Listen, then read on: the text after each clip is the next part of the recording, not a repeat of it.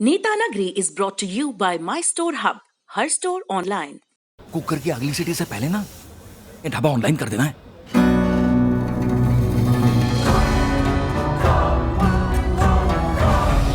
हम हो गए ऑनलाइन। आ गया है माई स्टोर ऐप। ये किसी भी स्टोर को ऑनलाइन करे सिर्फ 15 सेकंड में। माई स्टोर, अब हर स्टोर ऑनलाइन।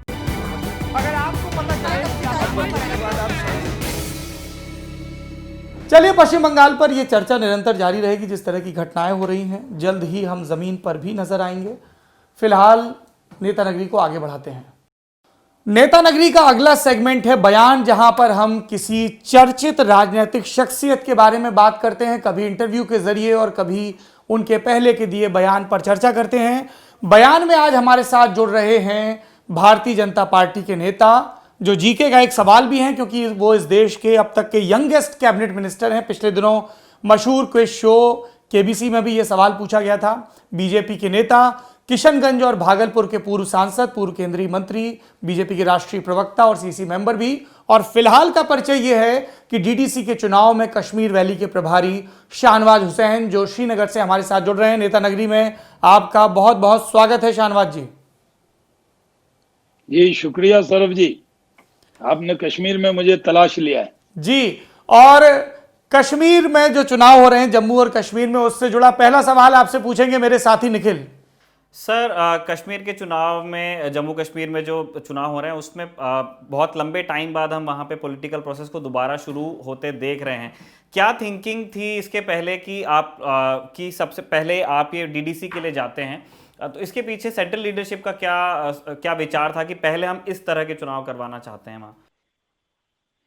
देखिए, पहले पंचायत के चुनाव हुए थे जिसमें ये सो कॉल्ड जो यहाँ गुपकार गैंग है, जिसको अलग अलग नाम से बुलाया जाता है, इन लोगों ने पार्टिसिपेट नहीं किया। लेकिन यहाँ पर पंचायती राज के बाद डीडीसी के चुनाव भी हो, इसका ऐलान हुआ और वो पार्टिसिपेट कर रहे हैं। बहुत अच्छी बात है।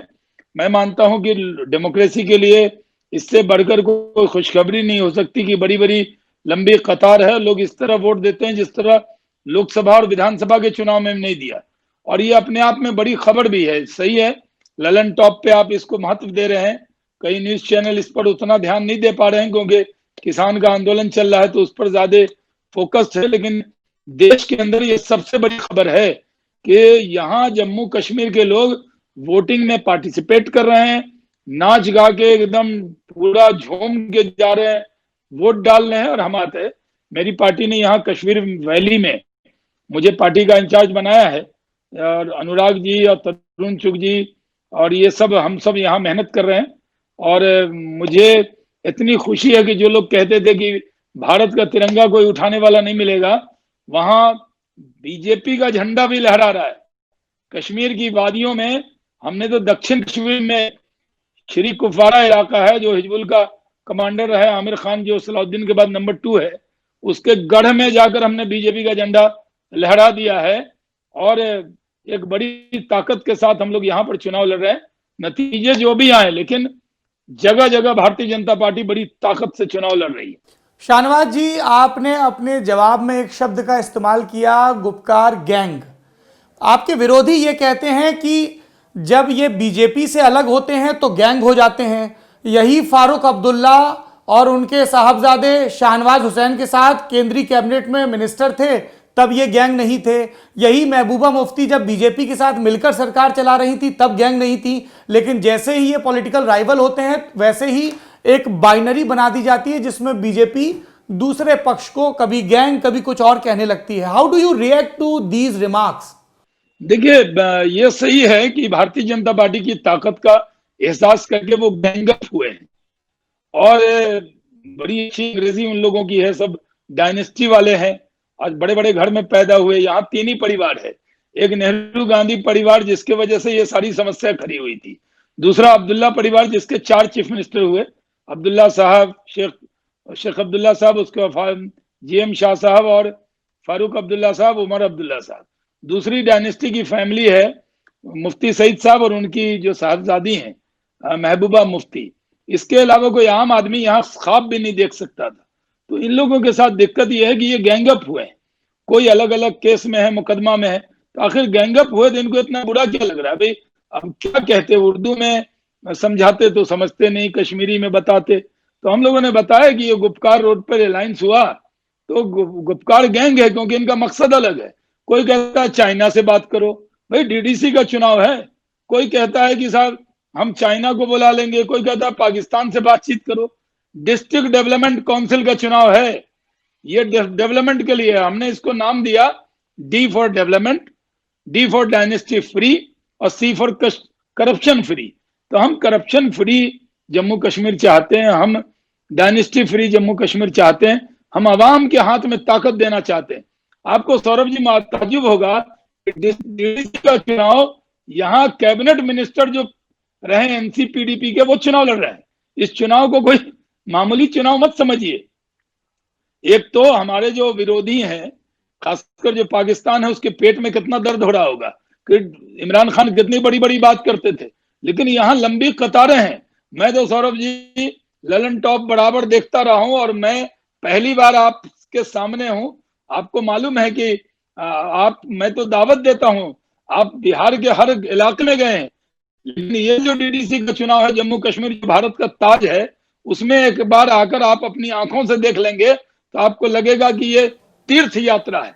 शाहनवाज जी, जब आप ये दावत दे रहे हैं तब मैं आपको और आपके जरिए ललन टॉप के दर्शकों को भी बताना चाहता हूं कि ललन टॉप की एक चुनावी टीम श्रीनगर पहुंच चुकी है और अगले एक हफ्ते तक जम्मू कश्मीर के अलग अलग हिस्सों में जाके डीडीसी चुनाव के अलग अलग पहलुओं पर बात करेगी, कवरेज करेगी। जी, कल ऐसे आपको मालूम है कि कल हमारा एक बड़ा कार्यक्रम है बडगाम के अंदर, बडगाम के पास, जिसमें अनुराग ठाकुर, तरुण चुग जी और मैं उसमें रहने वाला हूं। मैं आपको कहता हूं, अगर आपको ललन टॉप की टीम को दावत देता हूं कि हम बिहार से लोग नहीं लाए हैं, मैं ही अकेला बिहारी हूं, उसमें बड़ी तादाद में लोग आने वाले हैं। और जम्मू कश्मीर के अंदर आप जरूर आपकी टीम को दावत देता हूं। परसों 13 तारीख को डल लेक में बीजेपी का झंडा, हजारों झंडा लहराएगा, ये मैं आपको बताना चाहता हूं। उसके बाद 14 तारीख को हम यहाँ बांदीपुरा इलाका, जहां टेररिज्म, एक्टिव टेररिज्म है, उस इलाके में भी हम बड़ा कार्यक्रम करने वाले हैं, जिसमें 3-4 हजार लोग रहने, मतलब कश्मीर में 3,000 तो समझिए बिहार में 3 लाख। उस तरह का पैमाना रखना चाहिए देखने में, क्योंकि बड़ी तादाद में लोगों को यकीन है, लोगों को लगता है डेवलपमेंट के लिए चुनाव है। और डेवलपमेंट, हम किसी और मुद्दे पर नहीं जा रहे हैं, लेकिन जो उपकार गैंग के लोग हैं, जो पीडीपी के लोग हैं, वो रोज इल्जाम लगाते हैं, साहब हमें प्रचार नहीं करने देते, तो ये नहीं करने देते। अरे साहब आप निकलिए, जवाब दीजिए। वो निकल भी नहीं सकते, उनको लगता है कि भाई कोई बहाना तलाश लो और जाओ। नहीं, हर जगह जा सकते हैं। मैं भी गया, मैंने कहा श्री कुपवारा इलाके में पुलिस ने हमको कहा था कि ये बहुत डिफिकल्ट एरिया है। मैंने कहा डिफिकल्ट क्या है, जब जाना है तो जाना है, किस बात का डर है? आपका आत्मविश्वास हमें बड़ा पसंद आया। आप जिस एनर्जी के साथ में अपनी पार्टी की बात रख रहे हैं, और लेकिन आप वैली के खास तौर पे प्रभारी बनाए गए हैं। वहां पे एक बात खूब कही जाती है, जो आपके राजनीतिक विरोधी खूब जिसका प्रचार भी करते हैं, कि बीजेपी जम्मू की पार्टी है, उसका वैली में ज्यादा कोई फ्यूचर नहीं है। वहां मेन स्ट्रीम कौन है, जिसको आप गुपकार गैंग कह रहे थे, पीडीपी, एनसी और बाकी पार्टियां। आप क्या कहते हैं? आप ये जो इस तरीके का शाहनवाज जी लेबल है कि बीजेपी जम्मू की पार्टी है, पीडीपी, एनसी ये वैली की पार्टी हैं, इस पर आपकी टिप्पणी मेरे साथी निखिल चाहते हैं। नहीं, निखिल जी का जो परसेप्शन है, जो कहना सही है। पहले ये परसेप्शन था, कश्मीर एक पूरा जिला था, हमारी यहाँ पर दफ्तर भी छोटा सा था। आज मैं यहाँ पर बड़ी तादाद में, आज मैंने श्रीनगर का दफ्तर का उद्घाटन किया है, उसमें 100 लोग से ज्यादा थे। मैंने आज कई मोर्चे की बैठक ली है। मैं क्योंकि इंचार्ज हूं तो मुझे बैठक भी लेना पड़ता है, सभा भी करनी पड़ती है, और ये काम चैलेंजिंग है। लेकिन मैं कहता हूं, जो लोग ललन टॉप देख रहे हैं, जब सौरभ द्विवेदी जी की टीम पूरा घूम लेगी, उसके बाद इस परसेप्शन का जवाब मिल जाएगा। और इसलिए मैंने अपना सब प्रोग्राम आपको बता दिया। डल लेक में हजारों की भीड़, उसके बाद मैंने आपको बताया कल बडगाम के अंदर बहुत बड़ी सभा, उसके बाद बांदीपुरा के इलाके में देखिए शाहनवाज जी, इसमें कोई दो राय नहीं है कि हम सब यही चाहते हैं कि कश्मीर में सामान्य हो स्थितियां, लोकतांत्रिक प्रक्रिया बहाल हो, जैसे देश के दूसरे हिस्सों के नौजवान अपने सपने चेज करते हैं और अपने सपनों को चेज करते हुए जो हमारे गांव हैं, जिले हैं, प्रदेश हैं और देश हैं उसकी तरक्की का हिस्सा बनते हैं, वही चीज़ कश्मीर वैली के साथ हो। सर, आपने वोटिंग परसेंटेज का जिक्र किया। जब हम वोटिंग परसेंटेज देखते हैं तो हमें एक तरफ एक बड़ा फिगर दिखता है, कहीं 30%, 40%, 50%, पर वो क्यूमुलेटिव फिगर होता है। फिर हम कई जगहों पर पहुंचते हैं तो वो देखते हैं कि वो फिगर 10% से नीचे का भी है। निखिल के पास ज्यादा डेटा है, निखिल आप प्लीज इसमें। शोपियां में 5.52% रहा, 5.5% अभी जो हालिया दौर था, उसके बाद पुलवामा में 8.25% रहा। तो सर, पक्ष विपक्ष की बात हो गई, लेकिन आप कैसे, मतलब जो आपका आइडिया है कि डेमोक्रेसी को दोबारा वहां पे जड़ें देनी है, उसको लेकर के क्या आपका कोई लार्जर रोड मैप है क्या, या फिर आप इलेक्शन बाय इलेक्शन चल रहे हैं? नहीं, देखिए, आपका बहुत वाजिब सवाल है। और जब आपने 2 जिले का कहा, शोपियां और पुलवामा, मैं उस इलाके में गया हूं। आपको पता है कि हमारे कई जवान शहीद हुए थे, और हमारे यहाँ भागलपुर का तो रतन ठाकुर पुलवामा में शहीद हुआ था, और मैंने ही उनकी जो पार्थिव शरीर है मैंने ही कहलगांव में रिसीव किया था। और उनके परिवार के लोग, एक गरीब परिवार के, वो पहुंचते, तो मैं जब लोकसभा चुनाव में आया था तो मैं वहां पर जाकर उनकी तरफ से वहां फूल रखकर आया था। अभी भी जब मैं पुलवामा जाता हूं, क्योंकि हमारी सुरक्षा अलग रहती है, यहाँ पर थोड़ा ज्यादा रहती है, तो ट्रैफिक रुका होता है, तो मैं कहता हूँ वहां स्लो जरूर करना, क्योंकि पूरे देश की भावना वहां जुड़ी रही। जो पुलवामा जिला है या शोपियां जिला है, उसका आपने मिसाल दिया, लेकिन आप श्रीनगर का अगर पूरा मिसाल देंगे तो बहुत अच्छी वोटिंग वहां हो रही है।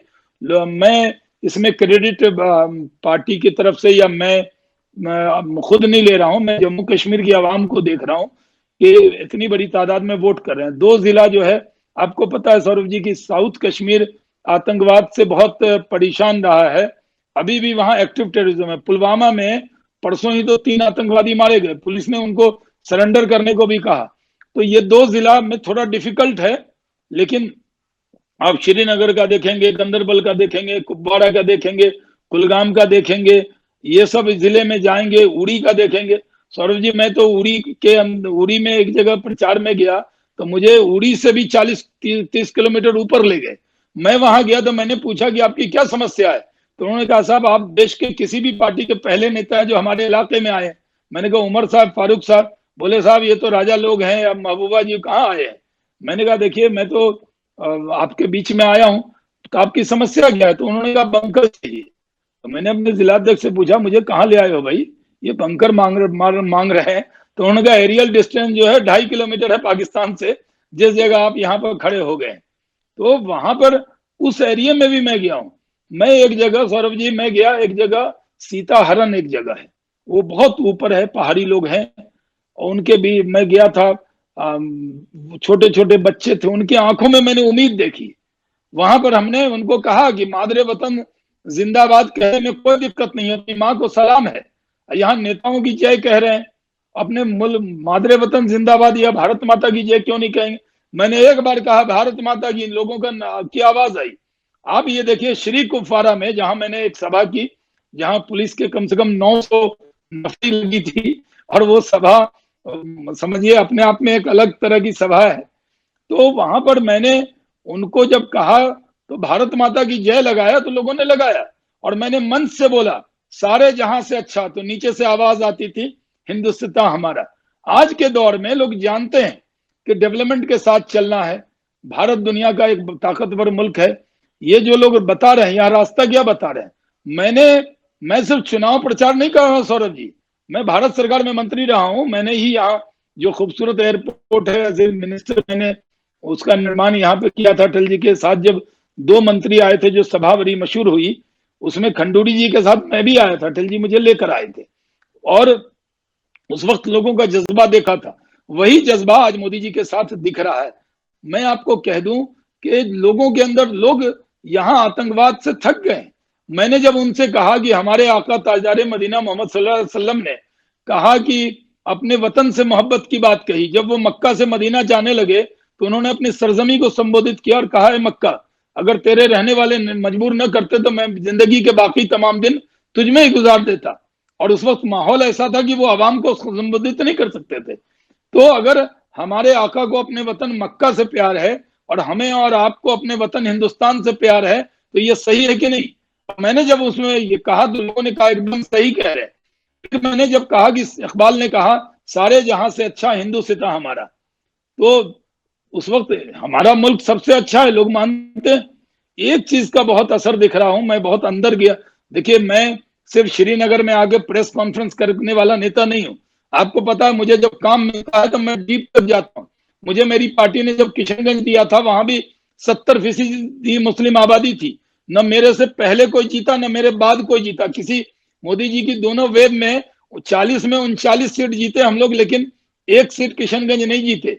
जिस इलाके में आजकल ओवैसी साहब की चर्चा हो रही है, मैं जानता हूं वो ओवैसी साहब की चर्चा वो अलग बिहार पे बात कर लेंगे, लेकिन मैं मुश्किल काम जब पार्टी ने दिया, शाहनवाज मैंने जी, उसको आपने ईमानदारी से पार्टी किया और है। मुश्किल और काम ये का भी जिक्र काम कर ये दिया मेरा है, तो मैं वो ये सवाल मेरा पूछ ही लेता हूं जो लुटियंस दिल्ली में अक्सर पूछा जाता है। शाहनवाज हुसैन अटल बिहारी वाजपेयी कैबिनेट के ब्लू आइड बॉय थे, और कहा जाता है, जो राजनीतिक पंडित कहते हैं कि दो खेमे थे प्रकट तौर पे, अटल खेमा, आडवाणी खेमा, दोनों पसंद करते थे। 2006 में बाई इलेक्शन के जरिए आप भागलपुर से दिल्ली आते हैं, 2009 फिर जीतते हैं, लेकिन जब बीजेपी सत्ता में आती है तो आप करीबी मार्जिन से हार जाते हैं। और उसके बाद से कई लोग कहते हैं कि आपका पॉलिटिकल रिहेबिलिटेशन नहीं हुआ, राजनीतिक पुनर्वास नहीं हुआ, ना तो लोकसभा के रास्ते ना ही राज्यसभा के रास्ते, और मंत्रिपरिषद में भी आपकी वापसी नहीं हुई। कई लोग कह रहे हैं कि ये कश्मीर वैली का प्रभार देके आपका वापस से कद बढ़ रहा है। कई लोग कह रहे हैं कि अगर कद बढ़ रहा है तो राज्यसभा के रास्ते शाहनवाज हुसैन वापस संसद का हिस्सा क्यों नहीं बन रहे हैं। मुझे पता है आप पार्टी के अनुशासित सिपाही हैं, लेकिन फिर भी मैं इन टिप्पणियों पर आपकी टिप्पणी जानना चाहता हूं। देखिए सौरभ जी, मैं एक मामूली घर का लड़का हूँ। एक सूफी सैयद घराने में पैदा हुआ हूँ। मेरे फादर टीचर थे। हलाल की कमाई से उन्होंने मेरी परवरिश की है। और उन्होंने मुझे एक झोपड़ी में पैदा हुआ व्यक्ति, भारत सरकार का यंगेस्ट कैबिनेट मिनिस्टर रहा केबीसी में। आपने कहा सवाल पूछा गया। मेरी पार्टी ने 3 बार सांसद, 6 बार लोकसभा का टिकट, 6 बार भारत सरकार के बड़े मंत्रालय, पार्टी में लगातार, आपको पता है पार्टी की जो high power decision making body है, उसको कहते हैं, जो टिकट देती है राज्यसभा लोकसभा तय करती है, उसमें शायद ललन टॉप के जरिए लोगों को मालूम होगा कि उसमें 10 लोग अभी हैं, और उसमें शाहनवाज हुसैन भी है। हम निर्णय करने वाली कमेटी में है, तो मैं तो खुद ही निर्णय कर रहा हूं, अपने बारे में भी निर्णय होता है तो मैं बैठता हूं। मेरी पार्टी ने इतना दिया कि मैं राज्यसभा लोकसभा मंत्री का ख्वाब लोग उम्र दराज होकर देखते हैं। मैंने तो 30 साल की उम्र में मेरी पार्टी ने जो सम्मान दिया है, और आज भी मैं कहता हूं मैं पार्टी का तर्जुमान हूं पिछले 10-15 साल से। मेरी पार्टी ने मुझे, पार्टी का देखिए जो तर्जुमान होता है, स्पोक्स पर्सन होता है, जो प्रवक्ता होता है, पंजाबी में उसको बुलारा कहते हैं, वो बड़ा टीवी पर लोग उसको बहुत जानते हैं। तो मेरी पार्टी ने पर्दे के पीछे कहाँ किया। ठीक है, संसदीय राजनीति में 2014 में मैं 9-10 दिन बाहर प्रचार करता रहा। चार्टर्ड प्लान पार्टी ने दिया था, और मैं भागलपुर में थोड़ा कम रहा। अगर 8,000 वोट से मैं रह गया, मतलब लेस देन 1% से। लेकिन दूसरी बार में वो सीट जदयू, जो हमारी सहयोगी पार्टी है, उनके खाते में हमारी पार्टी ने ही हारी हुई सारी सीटें दी, कुछ जीती हुई भी दी, तो मैं प्रचार करता रहा। मैंने ये तय किया है कि देखिए, मैं वफादार व्यक्ति हूँ। मेरी पार्टी मुझे कुछ दे न दे, मैं ईमानदारी से काम करता हूं। मेरी पार्टी ने मुझे बहुत सम्मान दिया हुआ है, और इसीलिए सबसे मुश्किल जगह घाटी में, जहां मेरे सामने 2 किलोमीटर पर मैं सभा कर रहा था, 2 आर्मी के लोगों को आतंकियों ने मारा, वो 3 लोग तलाशे जा रहे हैं। पुलवामा में अटैक हुआ। मैं साउथ कश्मीर में भी जा रहा हूं। तो मैं ये मानता हूं कि पार्टी जो काम मुश्किल देती है, उस काम को भी करना हमारी जिम्मेदारी है, और हम पूरी ईमानदारी से काम कर रहे हैं, क्योंकि हमारी पार्टी जो जिम्मा देती है हम काम करते हैं, और संसद में रहे हैं। इसलिए किसी भी दौर में, मैं आज एक बात आपको जिम्मेदारी से कहता हूं, मैंने अपने राष्ट्रीय अध्यक्ष जी से कभी भी अपने बारे में कोई मुझे कुछ मिल जाए, ये बात पिछले 6-7 साल में न मैंने अपने राष्ट्रीय अध्यक्ष हमारे अमित शाह जी, जिन्होंने मुझे प्रवक्ता कई साल तक बनाए रखा, और फिर नड्डा जी के पास मैंने कभी भी अपने बारे में जाकर बात नहीं की है, क्योंकि उन्होंने तो मुझे उस निर्णय की कमेटी में रखा हुआ है। ये अच्छी बात है। शाहनवाज जी, मेरा आखिरी सवाल इस बातचीत का ये है कि आपने अपने मंत्री रहते हुए वाजपेयी साहब के एक ऐतिहासिक दौरे का जिक्र किया। उस ऐतिहासिक दौरे का एक ऐतिहासिक जुमला कि कश्मीर में जो मुश्किलें हैं उनका समाधान जमहूरियत, इंसानियत और कश्मीरियत के दायरे में रहकर होगा। प्रधानमंत्री नरेंद्र मोदी भी जब 2015 में गए थे तब यही बात कहकर आए थे। मैं आपसे यह जानना चाहता हूं कि एक चुनाव में फौरी सफलता या असफलता से ऊपर उठकर एक बड़े स्तर पर यदि हम देखें और जो हमारे देश की सरकार है वो ये जाहिर तौर पर चाहती ही है कि वैली पॉलिटिकल प्रोसेस में पूरी तरह से शामिल हो। हम ये भी चाहते हैं कि कश्मीर को लेकर पाकिस्तान के जो भी मंसूबे हैं वो नाकामयाब हों, चाहे वो आतंकवाद के मोर्चे पर हों या दूसरे हालात को नॉर्मल करने के मोर्चे पर। ये जिन पॉलिटिकल पार्टीज़ को आप सिरे से डिस्क्रेडिट कर रहे हैं, आपने कहा कि वो डायनेस्टी की पार्टीज़ हैं। इसमें एक काउंटर आर्ग्यूमेंट आ सकता है कि ये डायनेस्टी की पार्टी तब भी थी जब ये एनडीए का हिस्सा थी, ऐसा नहीं कि तब से अब तक कुछ बदल गया है। तो क्या फ्यूचर में हम ऐसा देखेंगे कि चुनावी प्रतिद्वंद्विता से ऊपर आके इन लोगों को भी साथ लिया जाए ताकि नॉर्मलसी पूरी तरह से शोपियां और पुलवामा जैसे इलाकों में भी और बाकी इलाकों में भी लौटे? क्या वापस से नेशनल कॉन्फ्रेंस, पीडीपी और दूसरी पार्टियों को साथ लेके, यहां पे मैं उन पार्टियों का जिक्र नहीं कर रहा हूं जो हुर्रियत कॉन्फ्रेंस या ऐसे दूसरे परचमों के तले हैं और जिनको साफ तौर पर अलगाववादी मोर्चा कहा जाता है, हालांकि वाजपेयी सरकार ने उनसे भी बातचीत की है। क्या हम भविष्य में ऐसी कोई संभावना देखते हैं? बड़ा दिल दिखाएगी पार्टी? देखिए, बड़ा दिल अटल जी की कविता है कि छोटे मन से कोई बड़ा नहीं होता और टूटे मन से कोई खड़ा नहीं होता। तो हम बड़ा दिल ही दिखा रहे हैं। जो उनकी 3 पंक्ति थी, मैं मंच पे मौजूद था, पुरानी तस्वीर निकालेंगे तो उनके साथ 2 ही मंत्री गए थे और मैं भी था वहां। तो जो जमहूरियत की बात है, जमहूरियत को मजबूत करता है पूरी तरह 3 टियर सिस्टम। पंचायत है, असेंबली है, लोकसभा है, नीचे में नहीं था। तो जमहूरियत को मजबूत करने के लिए चुनाव हो रहा है और जमहूरियत में लोग पार्टिसिपेट कर रहे हैं। 1-2 जिले का आपने जिक्र किया, लेकिन आपके जरिए पूरे कश्मीर में वोटिंग अच्छी हो रही है, ये भी आप अच्छे से जानते हैं। दूसरी चीज है इंसानियत। इंसानियत ये है कि जब कोरोना काल था तो लोग कहते हैं, महिलाओं से बात हुई, बच्चों से बात हुई कि साहब उस वक्त कोई काम आया, इंसानियत दिखाई, तो हमारे नेता नरेंद्र मोदी ने हर घर में वो अनाज पहुंचाया और उससे वो इंसानियत दिखाई लोगों ने। तीसरा है कश्मीरियत। कश्मीरियत ये है कि कश्मीरी अवाम को कभी नहीं लगना चाहिए कि उनसे कुछ छीना जाएगा। कश्मीरियों से कुछ छीना नहीं जाएगा। कश्मीर में पानी, बिजली, सड़क होनी चाहिए। आपको पता है अभी भी लोड शेडिंग होती, लेकिन कश्मीर में क्षमता है दुनिया देश को बिजली देने की। तो हम यहाँ बिजली पूरा देंगे, पानी देंगे। और आपको बताऊं कि मैं दुनिया में कई जगह गया हूँ, इंटरलागन गया हूँ, ज़ुरिक गया हूँ, यूरोप में कई जगह गया हूँ, लेकिन क्या खूबसूरती है साहब। यहाँ अगर हम टेररिज्म खत्म कर देंगे तो टूरिज्म आएगा, तो जम्मू कश्मीर रोजगार मांगने वाला नहीं, रोजगार देने वाला होगा। यहाँ बड़े बड़े होटल आएंगे और किसी को डर नहीं होना चाहिए। मैंने कश्मीरी भाइयों से कहा, क्या दुबई वालों को डर लगता है कि इतने लोग आ गए और हमारा मुल्क छिन जाएगा, हमारा राज्य छिन जाएगा? तो आप हिंदुस्तान के अभिन्न अंग हैं। अगर यहाँ होटल आएंगे, टूरिज्म आएगा, तो आपका कुछ छीनने वाला नहीं है। तो यहाँ पर उसकी भी कोशिश कर रहे हैं। और कश्मीरी प्राइड जो है उससे कोई समझौता नहीं। कश्मीरियत को आगे बढ़ाएंगे, कश्मीरियों का दिल जीतेंगे, कश्मीरियों के दिल में जगह बनाएंगे। जम्मू और कश्मीर हिंदुस्तान का ताज है, उसमें बस इतना और बता दीजिए, इन सारे राजनीतिक दावों के साथ कि जो आपके राजनीतिक विरोधी हैं बार बार कह रहे हैं कि जब भाजपा के नेता प्रचार के लिए जाते हैं तो सब सुरक्षा होती है, कोई अंदेशा नहीं होता है, चाहे वो शाहनवाज हुसैन हो या दूसरे नेता हो। लेकिन जब पीडीपी या एनसी के नेता, जो गुपकर अलायंस के नेता जाते हैं, तो उनको नजरबंद कर दिया जाता है, कभी सुरक्षा कारणों का हवाला देकर, कभी बिना कोई कारण बताए। इस राजनीतिक इल्जाम पर अपनी टिप्पणी दे दीजिए, फिर बात खत्म करते हैं। देखिए, ऐसा है कि बडगाम में जो सभा थी, जो महबूबा जी जा रही थी, उस दिन वोटिंग था।